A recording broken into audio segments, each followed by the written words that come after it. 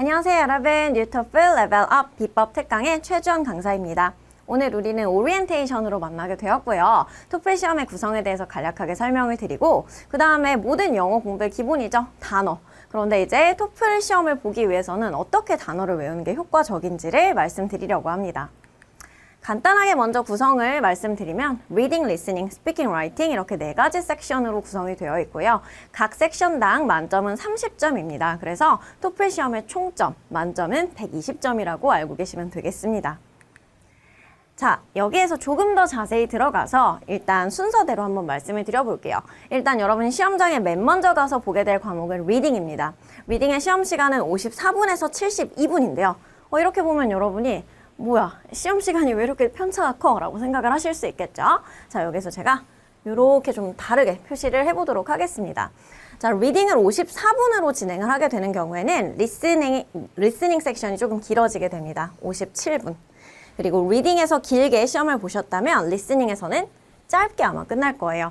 그래서 이렇게 동그라미 세모별로 순서 짝을 지어주시면 되겠는데 어떤 세트를 내가 만나게 될지는 사실 여러분이 어떤 시험장을 가서 어느 자리에 앉는지에 따라서도 달라질 수가 있어요. 그렇기 때문에 이거는 사실 운에 맡기셔야겠죠. 내가 어떤 걸 더 좋아하는지랑은 전혀 관계가 없습니다.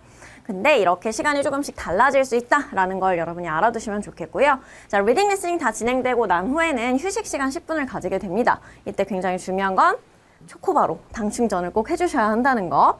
시험 시간이 꽤 긴 편이에요. 3시간 정도이기 때문에 여러분이 중간에 반드시 한번 에너지 충전을 해주셔야 하겠습니다. 자, 그 다음 이제 중요한 건 또 학생들이 단어장이나 템플릿 같은 거, 특히 템플릿 다 못 외웠으니까 그거 가져가서 외워도 되죠? 라고 물어보는 학생들도 있어요. 그런데 그렇지 않다.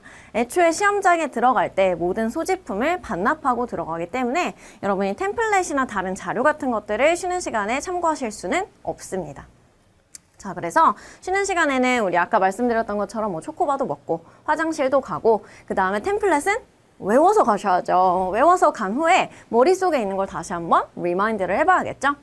자, 그 다음 세 번째 스피킹 영역이고요. 스피킹은 짧아요. 20분 정도로 진행이 됩니다. 자, 그 다음 라이팅은 1시간. 그래서 총 3시간 정도의 시험 시간에 대해서 조금 낱낱이 제가 알려드렸고요. 자, 이제는 다음으로 넘어가서 우리 토플 단어, 아까 말씀드렸었죠? 단어 어떻게 외우는 게 좋은지. 우리가 사실 영어 공부를 안 해본 건 아니에요. 그쵸? 영어 공부를 할 때에는 단어가 항상 기본이기 때문에 보통 단어를 외울 때는 어떻게 외우셨을 것 같냐면 영어 단어가 있어. 그러면 그거에 매칭되는, 1대1로 매칭되는 한국어 뜻을 아마 외우셨을 거라고 생각이 됩니다. 그런데 토플에서는 그게 크게 필요하지 않아요. 토플에서는 조금 이 시험에 걸맞게 우리가 맞춤식으로 좀 단어를 외워줄 필요가 있는데요. 자, 제가 3가지 정도로 오늘 방법을 정리를 해왔습니다. 그중 첫 번째부터 한번 살펴보실게요. 첫 번째는 바로 동의어와 유의어, 묶어서 외우기입니다. 특히 리딩과 리스닝 영역에서 우리는 지문을 읽거나 스크립트를 듣게 될 텐데, 음원을 듣게 될 텐데 거기에서 내가 얻은 정보를 선택지에서 고를 수 있어야겠죠? 이때 선택지에 그 단어가 그대로 나오면 참 좋으련만 그렇지가 않습니다. 패러프레이즈를 시켜서 문제를 내는 경우가 대부분이고 보통은 패러프레이즈 시킨 게 정답이 되는 경우가 굉장히 많아요. 자, 그럼 여러분이 정답을 딱 알아보고 고를 수 있으려면 어떻게 해야 될까요? 이 단어가 그 단어라는 걸 알아볼 수 있어야 돼, 그쵸? 자, 이때 패러프레이즈라는 건 속 내용은 똑같아요. 가지고 있는 내용은 똑같지만 겉모습을 살짝 변하게 하는 것이, 변형을 시키는 것이 패러프레이즈입니다. 이때 당연히 여러분이 한 단어의 동의어 유의어를 알고 있어야지만 패러프레이즈 했는지 안 했는지를 알아보실 수가 있겠습니다. 자, 그래서 예제로 제가 3가지 정도 준비했는데 그중에 특히 좀 중요한 justified를 한번 설명을 드려보도록 할게요. 우리가 보통 justify에서 시작을 하죠. 정당화하다. PP 형태이기 때문에 justified는 정당화된으로 보통은 외우기 마련입니다. 틀리지 않아요. 틀린 건 아닌데 토플에서는 이렇게 외웠을 때 우리가 문제를 제대로 풀기 힘들다는 거. 자, 그러면 justified는 영어로 어떤 유의어를 가지고 있는지 한번 살펴보도록 할게요. founded와 reasonable 이렇게 2가지를 동의어로 가지게 되는데 이 단어들의 공통점을 살펴보자면 자, justify가 되었다라는 거는 정당화를 할 수 있어. 그만큼 타당한 이유가 있다 없다? 타당한 이유가 있다는 거죠. 그래서 founded 타당한 뒷받침이 된다. reasonable 타당하다. 라는 동의어들을 가지고 있습니다. 자, 그래서 이렇게 우리 동의어, 유의어 엮어서 외워줘야 한다라는 거 잊지 마시고요. 여러분이 이제 혼자서 만약에 단어를 외울 때 어떻게 저 동의어 알아봐야 돼요? 라고 하신다면 요즘 사실 사전이 굉장히 잘 되어 있죠, 여러분. 그래서 뭐 네이버 사전, 다음 사전 찾아보시면 동의어, 유의어가 분명히 나와 있을 거예요. 그래서 그 목록대로 외워주시면 되겠습니다.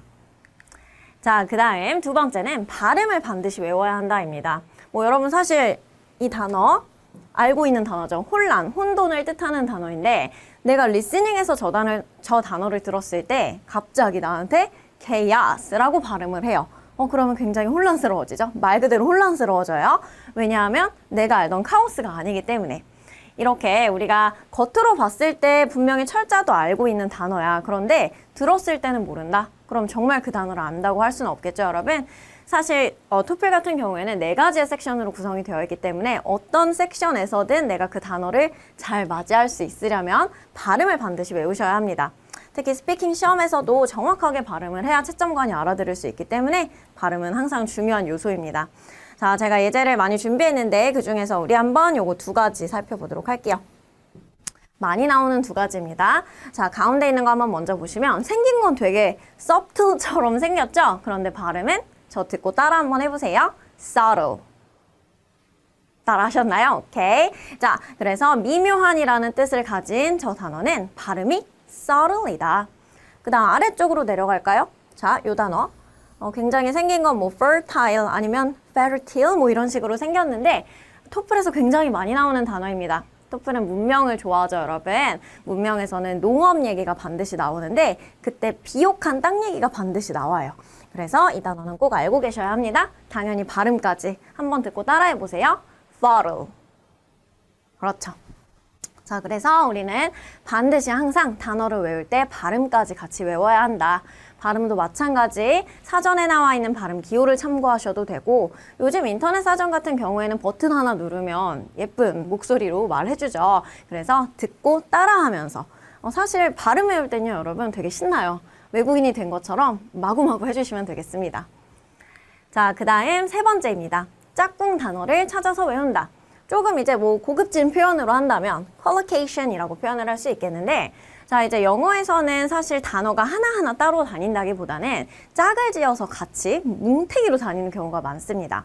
특히 대표적으로 우리가 노력이라고 외우고 있는 effort 이 단어 같은 경우에 나는 노력한다를 장문하려고 하면 이제 많은 학생들은 노력을 하는 거니까 그치?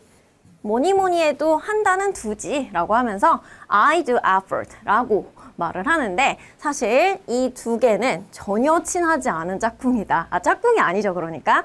자, 그래서 이렇게 쓰면 돼요, 안 돼요? 안 되겠죠? 자, 그럼 우리 아래쪽에서 effort는 어떤 단어랑 친한지를 한번 살펴보도록 하겠습니다. effort는 이것도 한번 듣고 따라해주세요. make an effort. 이렇게 항상 짝지어 다닙니다. 노력한다 라는 뜻이죠. 여기까지만 알아도 물론 어느 정도의 장문은 할 수 있겠지만 조금 뒷부분도 더 붙게 됩니다. 어떤 노력을 하는지까지 우리가 표현할 수 있다면 참 좋겠죠. 그래서 노력한다, 어떤 노력인데 라고 할 때에는 뒤에 보통 투부정사를 붙여주게 됩니다. make an effort to 라고 붙게 되죠. 자, 그래서 항상 여러분이 이 세트를 외우고 다니신다면 어떤 노력을 어떻게 하는지는 무조건 장문할 수 있는 거죠. 이 collocation은 특히 스피킹과 라이팅에서 굉장히 필수적인 능력이라고 보시면 되겠습니다. 자, 그 다음 장문을 그러면 한번 해보도록 할게요. 아래쪽에 답이 있긴 하지만 보지 마시고 자, 나는 높은 토플 점수를 따기 위해서 노력했다. 자, 그럼 주어 누구? I. 노력했다. make an effort인데 노력했다니까 과거 시제가 되겠죠? made로 바꿔주시면 되겠습니다. I made an effort. 어떤 노력을 했대? 점수를 받기 위한 노력을 했대요. effort to get으로 연결하시면 되겠죠? to get a high TOEFL score 이렇게 연결을 해주시면 됩니다. 자, 그러면 우리 이 문장 같이 한번 저 따라서 읽어봐 주실게요. I made an effort to get a high TOEFL score 이렇게 연결해 주시면 됩니다. 자, 이제 짝꿍 단어 제가 2번째 예제도 준비를 해봤는데 결론, conclusion이죠. 자, 그런데 결론을 내리다라고 할 때는 우리가 어떤 단어랑 같이 짝을 지어줘야 한다? 바로 draw입니다. draw a conclusion. 이렇게 해야지 결론을 내리다라는 collocation이 완성이 되죠. 자, 그래서 우리 아래쪽에서 작문을 한번 해보자면 우리는 이렇다라는 결론을 내렸다. 주어 누구? 우리가 되죠. 결론을 내렸다 동사예요. 과거 시제이기 때문에 we drew a conclusion. 이렇게 연결을 해주시고 자, 그 다음에 어떤 결론인지는 뒤에서 뭘로 받아주기? that으로 받아주기. 자, 이렇게 collocation만 알고 있으면 여러분이 어떤 상황이 와도 편하게 작문을 하실 수 있겠죠. 자, 그리고 세 번째 예제도 제가 준비를 해놨는데요. 습관이라는 단어입니다. 습관을 고치다 여러분 어떻게 표현할까요? 제가 많이 물어보면 보통 항상 학생들이 fix라는 단어를 많이 얘기하더라고요. fix the habit. 그런데 여러분 fix 같은 경우에는 진짜 어떤 고장난 물건을 고칠 때 쓰는 거지 사람의 습관을 고칠 때는 쓰지 않는 동사입니다. 그러면 habit은 누구랑 친할까요? 네, break이라는 동사랑 친합니다. 그래서 break the habit, break a habit 이라고 표현을 하게 되면 습관을 고치다 혹은 나쁜 습관을 없애다 라는 뜻으로 우리가 쓸 수 있습니다. 자, 그래서 작문 얘도 마찬가지로 같이 한번 해보면 주어는 그녀죠. 동사 누구? 습관을 고쳤대. 이번에도 과거 시제죠. 자, 그러면 그녀는 마침내 습관을 고쳤다. she 하고 break를 과거 시제로 바꿔주시면 됩니다. She finally broke her habit. 그녀는 마침내 그 손톱 물어 뜯는 습관을 고쳤대요. 이거 사실 제 얘기예요, 여러분. 네, 어떤 습관인지 뒤에서 설명 of로 받아주면 됩니다. biting her nails. 그녀의 손톱을 물어뜯는 습관을 고쳤다. 자, 그래서 이렇게 우리가 짝꿍 단어 세 가지를 한번 살펴봤는데 제가 여러분이 많이 쓸 수 있는 그리고 사실 오해도 많이 하시는 단어들로 준비를 해놨으니까 다음 시간까지 이 세 가지 짝꿍은 반드시 외워오시는 걸로 약속하는 걸로 합시다. 자, 여러분 오늘 우리 이렇게 토플에 특화된 단어 외우는 방법 세 가지를 한번 살펴봤는데요. 우리가 앞으로 초급 20강을 함께 하면서 여러분이 단어를 외울 때 이 세 가지 원칙 절대 잊지 마시고 꼭 기억을 해주시기 바랍니다. 그러면 오늘의 오리엔테이션은 여기서 마무리하겠습니다. 다음에 알찬 강의로 찾아뵐게요.